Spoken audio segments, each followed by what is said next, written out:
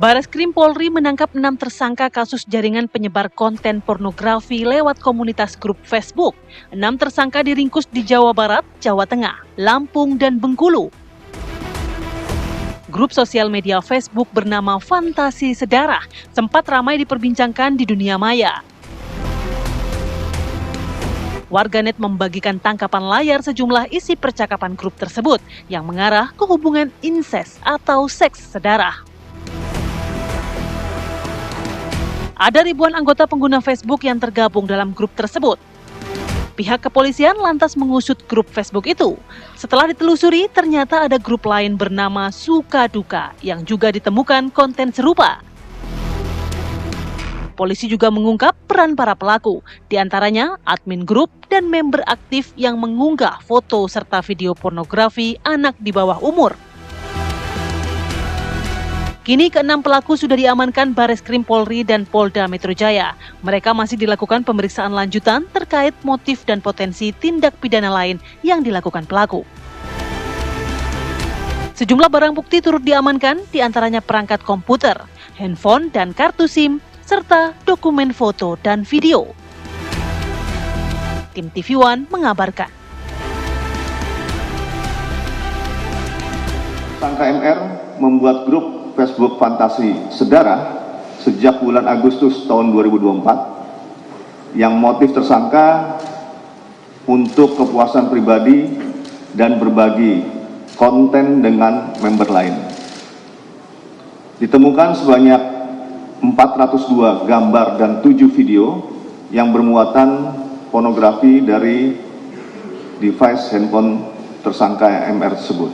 Motif tersangka DK untuk mendapatkan keuntungan pribadi dengan menggugah menjual konten pornografi anak di grup Facebook Fantasi Sedarah dengan harga Rp50.000 untuk 20 konten video dan Rp100.000 untuk 40 konten video ataupun foto.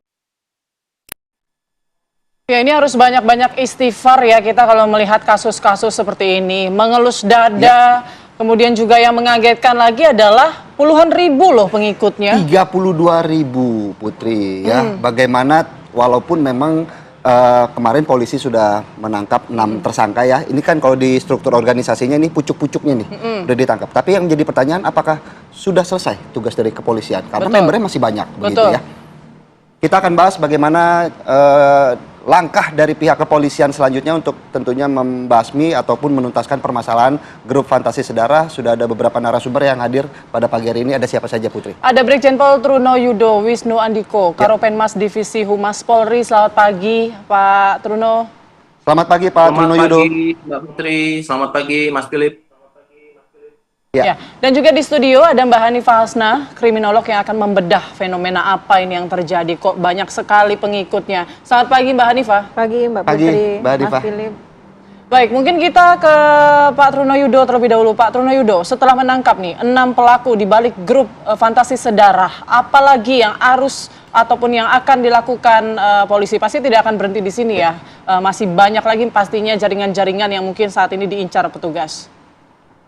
Baik, terima kasih Mbak Putri. Kami jelaskan terlebih dahulu sebelumnya, selama tahun 2025, Mabes Polri, dalam hal ini adalah Bareskrim Polri dan jajarannya, ini telah mengungkap 17 kasus pornografi anak online dan juga telah menangkap 37 tersangka sebelumnya. Ya. Nah, kemudian juga kita ketahui komitmen yang telah disampaikan oleh Bapak Kapolri dengan adanya akun Fantasi Sedarah, bahwasannya Bapak Kapolri sangat intens sekali karena kita tahu bahwasannya korban adalah para kaum rentan, perempuan maupun anak. Tentu ini menjadi perhatian khusus bagi Polri dan tentu menjadi perhatian publik. Kemudian langkah-langkah yang sudah dilakukan, sekira minggu yang lalu ini menjadi ramai dalam perbincangan dan tentunya kita melakukan langkah-langkah.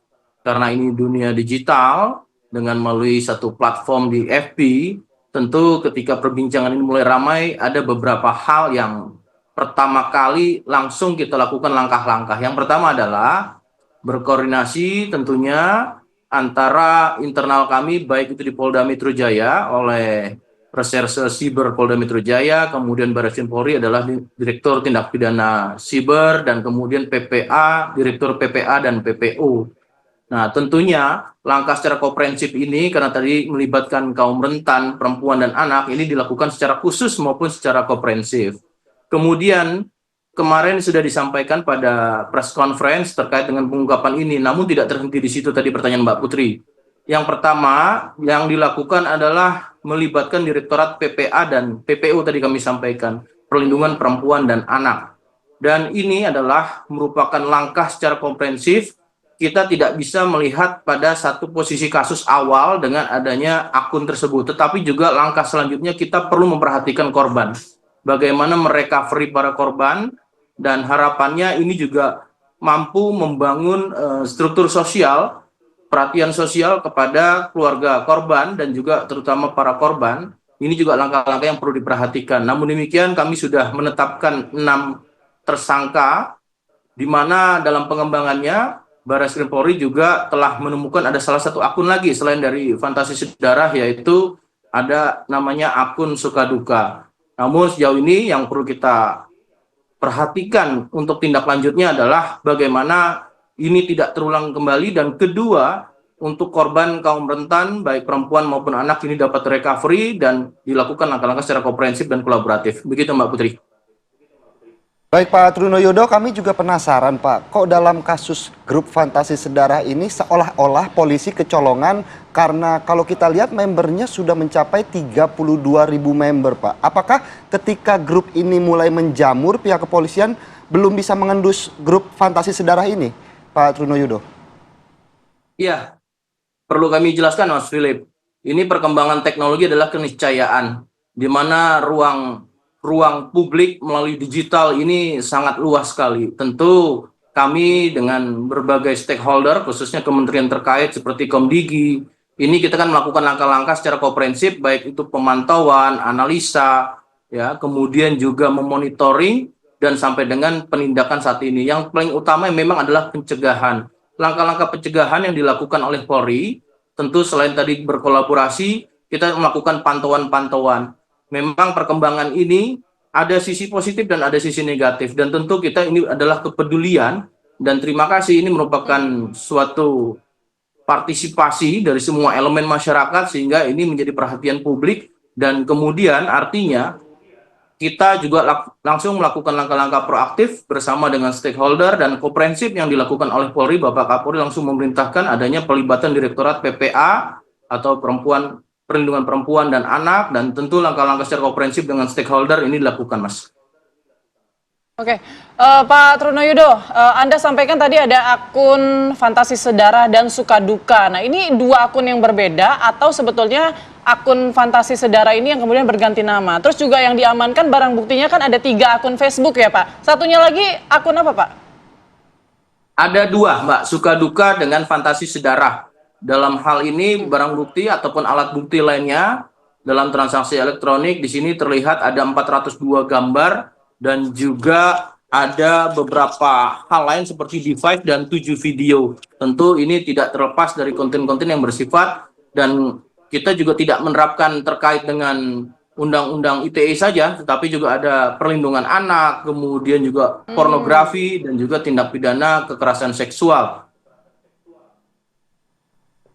Baik Pak Truno, kita juga pengen tahu Pak Truno, kemudian latar belakang dari ke-6 pelaku ini kan sudah dirilis juga ya sama polisi. Tapi apakah mereka ini memang bekerja sehari-harinya hanya mengelola komunitas ini atau sebetulnya mereka punya latar belakang lain? Ya, kemarin sudah disampaikan 6 peran dari masing-masing tersangka ya. Di sini ada beberapa yang saya jelaskan kembali. Pertama, tersangka dengan inisial DK.